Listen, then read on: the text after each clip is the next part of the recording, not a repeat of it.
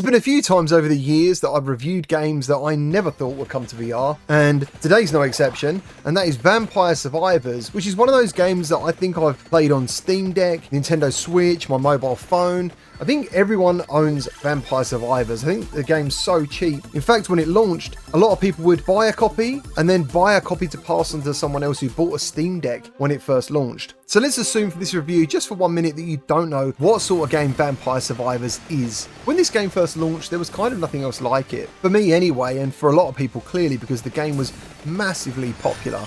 And it's inspired DLCs and multiple formats. I think this game's available on every single electronic device you can think of. And it's basically like a bullet hell with lots of power-ups and evolutions of those power-ups. And the idea is to just survive as long as possible. Now, the weird thing is, one of the reasons why I didn't necessarily get into it at first from what I saw was that there's no buttons to press. You literally just steer around a character and then choose what power-ups you want, and you collect money and you unlock perks, right? A lot of them are permanent perks as well. But once this game gets its claws into you, dude, there's no turning back. It is insanely addictive. So now with it coming to Quest, what does being in VR do for this game? First of all, I wasn't actually that happy with it.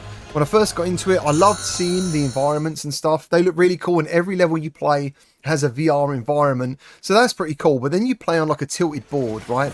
And you can zoom in and out of the board, that's fine. When I first fired this game up, and I think it does need some updates, and it probably will get a day one patch, I was met with a black screen, and the frame rate, and this is consistent throughout my playtime, is weird. I would say it starts off sometimes at 72, and then visibly while playing, you see it jump to 90. I haven't tried this with Quest Optimizer, but I would hazard a guess that you can push this game to 90, maybe even 120, because all the sprites are still 2D, but they kind of look 3D. But the main point is, when I first started this game, I thought, why do I want to sit in a bloody headset and play this? 6 hours later, there's your answer. This game is exactly the same game, but it's just as bloody addictive, and it's cool. It's just a really cool, fun experience. It's very easy to play. I find this is one of those games, you can play it with one controller if you want, just doing all your selections with one hand, that you can just sit back and lose so much time in it. So I've got no idea how much this game is, but as I said, it's very cheap on all platforms,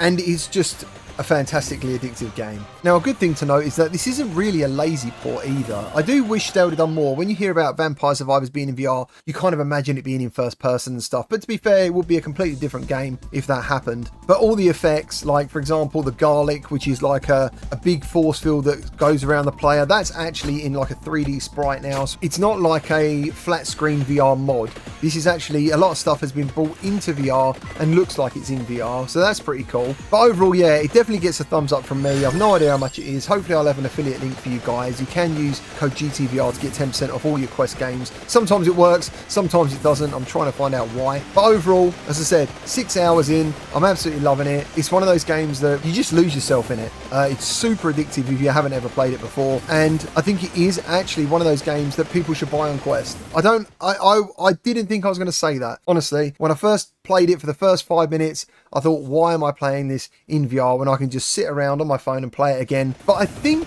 VR also means that you're fully focused. You know, there's no distractions, and the music in this game is still fantastic. There's loads of things to unlock, and overall, it gets a definite thumbs up and buy recommendation from me.